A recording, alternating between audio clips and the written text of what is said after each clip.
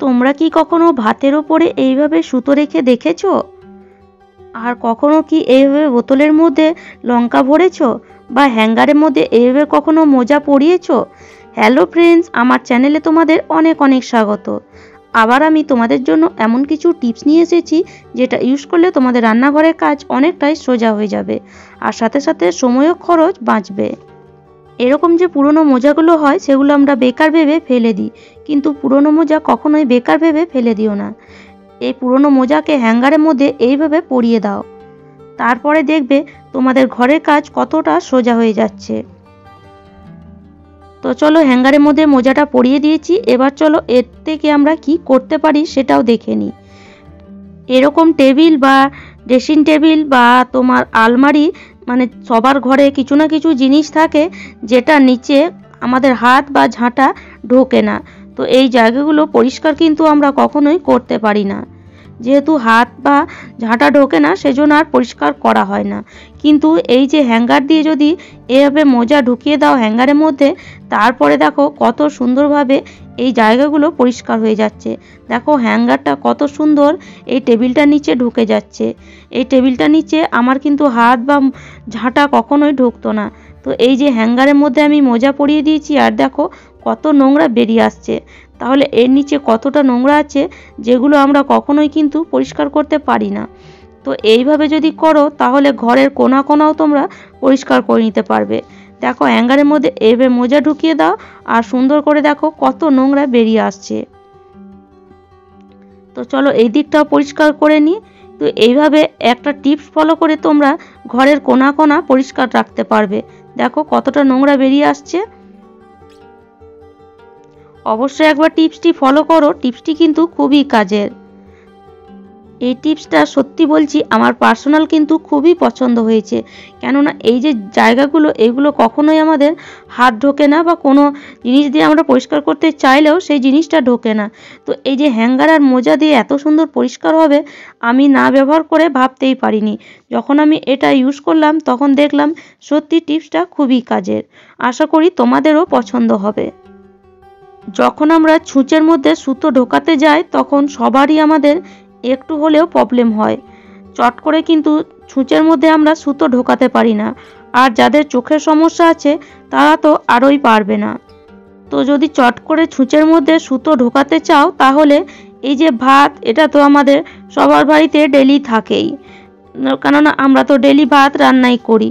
তো এই ভাতটা একটুখানি নিয়ে নাও, 2-3টে, আর এভাবে হাতের মধ্যে দলে তারপরে যে সুতোর তোমার ডগাটা আছে এই যে এখানটা একটু এইভাবে লাগিয়ে দাও। দেখবে 2-3 মিনিটের পর এই যে সুতোটা এই জায়গাটা কিন্তু একদম শক্ত হয়ে যাবে।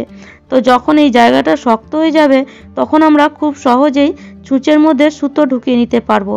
দেখো এখন কিন্তু সুতোটা একদম শক্ত হয়ে গেছে।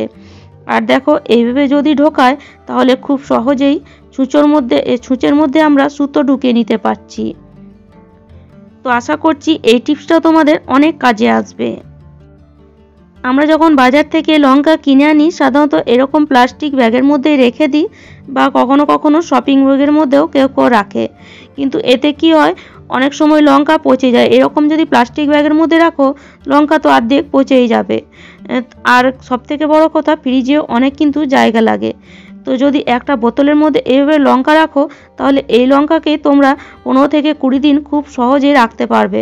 বোতলের মধ্যে লঙ্কা রাখলে কি হবে, ফ্রিজে জায়গাও কম লাগবে, আর এই লঙ্কাটা কিন্তু অনেক দিন একদম এরকমই তাজা থাকবে। আমি এখানে জলের বোতলের মুখের মধ্যে লঙ্কাগুলো ভরে দিচ্ছি, যেহেতু এই মুখটা একটু বড় আছে। তোমাদের যদি মুখটা ছোট থাকে তাহলে সাইড থেকে একটু মানে কেটে নাও, তারপরে লঙ্কাগুলো ঢোকাও। দেখো এতে ফ্রিজে কিন্তু জায়গাটা অনেকটাই কম লাগবে। তো আশা করছি টিপসটা অনেক তোমাদের কাজে আসবে। আর এই প্লাস্টিকের যে বোতল হয় সেগুলো কিন্তু ফেলার নয়, এটা দিয়ে আমরা আমাদের সুন্দর খাবারও তৈরি করতে পারি। তো আজ আমি একটা সুন্দর পিঠে বানাবো এই যে জলের বোতল দিয়ে। তো দেখো একটু হলুদ দিলাম একটু ব্যাটারের মধ্যে, আর ব্যাটারটা বোতলের মধ্যে ঢুকিয়ে দেখো এখানে একটা ফুটো করে নিয়েছি। এবার চলো একটা প্যান বসিয়েছি গ্যাসের মধ্যে, আর একটু অয়েল ব্রাশ করে এইভাবে জিলাপির মতন একটা সুন্দর ডিজাইন তৈরি করে নিচ্ছি। তো দেখো ঠিক যেমন জিলাপি হয় সেরকম একটা সুন্দর ডিজাইন তৈরি করে তার উপরে এর উপরে সাদা ব্যাটার দিয়ে দিচ্ছি। একটা সুন্দর ডিজাইন আর সুন্দর পিঠে কিন্তু তৈরি হয়ে যাবে। যে পাটিসাপটা পিঠে আমরা নর্মাল সাদা বানাই, সেটা তো দেখো কত সুন্দর একটা ডিজাইন তৈরি হয়ে গেল। তো জলের বোতল ফেলে এনে দিয়ে এইভাবে সুন্দর করে বানিয়ে বাচ্চাদেরকে খাওয়াতে পারো, তারা কিন্তু খুব খুশি হয়ে খাবে। তোমরা কি কখনো গ্লাসের মধ্যে ভাপা পিঠে বানিয়েছো? তো দেখো এই রেসিপিটা দেখলে অবশ্যই বানাতে পারবে। গ্লাসের মধ্যে এইভাবে একটু ব্যাটার হাফ গ্লাস করে দিয়ে দিলাম, আর এই যে নারকেলের পুরটা লম্বা করে বানিয়ে নিয়েছি, তো এটাকে এইভাবে ভরে দিচ্ছি। বাস এইভাবে ভরে তারপরে একটা কড়াই বসিয়ে দিয়েছি তোমার গরম করতে, জল দিয়ে। তো এর মধ্যে এই যে গ্লাসগুলো বসিয়ে দিলাম আর ঢাকা দিয়ে দেবো 10 মিনিট। 10 মিনিট পর একদম ফুলে দেখো পুরো পরিবারের জন্য পিঠে তৈরি হয়ে গেল। দেখো কষ্টও হলো না, আর সুন্দর একটা পিঠে কিন্তু তৈরি হয়ে গেল। তো এইভাবে এই পৌষ সংক্রান্তিতে ভাপা পিঠে একবার বানিয়ে দেখতে পারো। একটা গ্লাসের সাহায্যে পুরো পরিবারের জন্য ভাপা পিঠে 5 মিনিটের মধ্যেই তোমরা বানিয়ে ফেলতে পারবে। দেখো এটা কত সুন্দর লাগছে দেখতে, আর যখন এটাকে কাটবো তখন দেখবে আরও সুন্দর লাগবে দেখতে। আর দেখো 3টে মাত্র বানিয়েছি, আর এটাতে কিন্তু অনেকগুলো লোক খেতে পারবে। তো এইভাবে পিস পিস করে কাটলে দেখো কত হবে, আর ঘরের মানে পুরো পরিবারের লোক কিন্তু খেতে পারবে। তো দেখো আমি সবগুলো কেটে নিয়েছি, আর দেখো দেখতে কত সুন্দর লাগছে। তাহলে আশা করি আজকের টিপসগুলি তোমাদের ভালো লেগেছে। আর আমার টিপসগুলি যদি তোমাদের ভালো লাগে তাহলে অবশ্যই লাইক করো, শেয়ার করো, আর আমাকে কমেন্ট করে অবশ্যই জানিও। আর যারা আমার চ্যানেলে নতুন বন্ধু হয়েছো তারা প্লিজ চ্যানেলটিকে সাবস্ক্রাইব করো। তাহলে চলো আজ এই পর্যন্তই, ভালো থেকো, সুস্থ থেকো।